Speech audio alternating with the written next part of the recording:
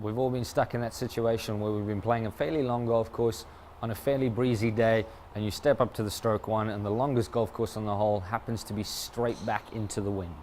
Now, what we're going to do from there is essentially just hit the ball, try and hit the ball a little bit harder, create more backspin, put the ball in the air for a little bit longer, and we lose a lot of distance, making the hole incredibly long and incredibly tough.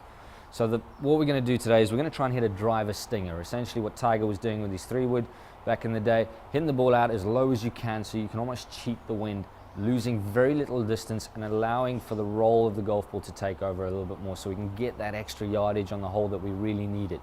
Now, driver in the golf bag has the lowest amount of loft, right? Generally, that's what we see right through the set. So what we're going to do is we're going to use the driver, and a lot of golfers tend to tee the ball up a lot lower and then hit down on it too much. That hitting down on it creates the backspin, which essentially puts the ball in the air a little bit quicker, and that kills the distance. So all you need to do is maintain the same tee height, right? Set yourself up and move the ball back in the stance just a fraction. So it's a little bit further towards the center of the stance.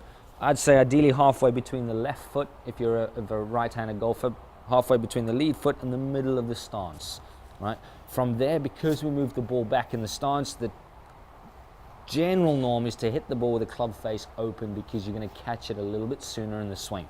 So what we're going to do then is just close the club face a little bit at address. So 1, we've moved the ball back in the stance.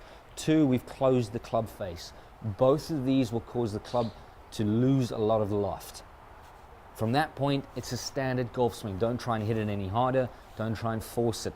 Just try and get the swing nice and smooth, get the club delivered through the ball as you would do for any golf club in that position. You'll find the ball come out a lot lower. It should come out with maybe a gentle draw if you've closed the club face too much, which will just allow for more run. But that's the easiest way of keeping the ball under the wind as you're playing a long hole. Give it a go, see what happens.